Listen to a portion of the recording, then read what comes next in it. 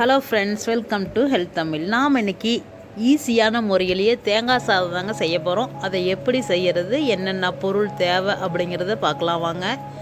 ரொம்ப டேஸ்ட்டாகவே செஞ்சிடலாம். இது ஸ்கூலுக்கு நம்ம மதியானம் லஞ்ச் டைமில் கூட ஈஸியான முறையிலே நம்ம செஞ்சு சீக்கிரமாக எடுத்துகிட்டு போயிடலாங்க. அவ்வளோ ஒரு டேஸ்டியான தேங்காய் சாதம் தாங்க இன்றைக்கி செய்ய போகிறோம். என்னென்ன பொருள் தேவை அப்படிங்கிறத நம்ம வீடியோவில் பார்க்கலாம் வாங்க. நான் ஒரு பெரிய வெங்காயம் எடுத்து நீல வாக்கில் கட் பண்ணி வச்சுருக்கேன். நம்ம சின்ன வெங்காயம் கூட போட்டுக்கலாம். வரமிளகாய் காரம் தேவைக்கேற்ப நான் ஒரு 3 மிளகாய் எடுத்து கிள்ளி வச்சுருக்கேன். கருவேப்பிலை ஒரு கொத்து, தேங்காய் ஒரு கப்பு, துருவின தேங்காய், சாதம் ஒரு கப்பு. இது சுடு சாதம் தாங்க. ஒரு கப் அளவு எடுத்து வச்சுருக்கேன். ஸ்டவ்வில் கடாய் வச்சுருக்கேன். கடாயை வச்சு கொஞ்சமாக ஆயில் ஊற்றிருக்கேன். தேவையான அளவு ஆயில் ஊற்றிக்கோங்க. ஆயில் நல்லா காயட்டும். இப்போ ஒரு ஸ்பூன் கடுகு போட்டுக்கலாம். கடுகு நல்லா பொரியட்டும். கடுகு நல்லா பொரிஞ்சிருச்சு. இப்போ மிளகாய் போட்டுக்கலாம். கருவேப்பிலை ஒரு கொத்து போட்டுக்கலாம். இப்போ வெங்காயம் சேர்த்துக்கலாம். வெங்காயம் நல்லா வதக்கிக்கலாம். தீ அளவான தீயிலே வச்சுக்கலாம். வெங்காயம் நல்லா பொன்னிறமாக வதக்கிற வரைக்கும் நல்லா வதக்கி கொடுங்க. இப்போ வெங்காயம் நல்லா பொன்னிறமாக வதங்கிடுச்சு.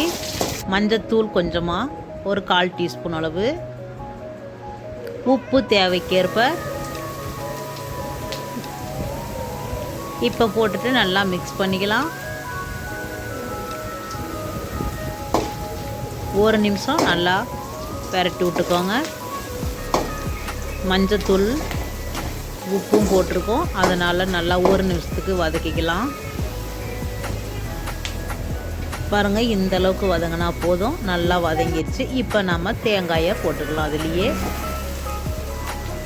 தேங்காயை போட்டு நல்லா மிக்ஸ் பண்ணிக்கலாம். இதுவும் நல்லா ஒரு நிமிஷத்துக்கு நல்லா வதக்கிக்கணும்.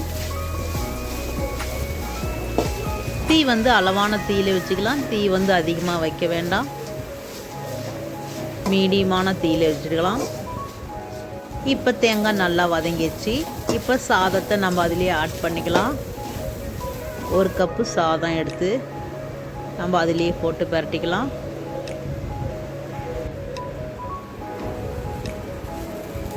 நல்லா மிக்ஸ் பண்ணிங்க. ஸ்டவ் ஆஃப் பண்ணிடலாம். ஆஃப் பண்ணதுக்கப்புறம் சாப்பாட்டை போட்டு நல்லா மிக்ஸ் பண்ணிக்கோங்க.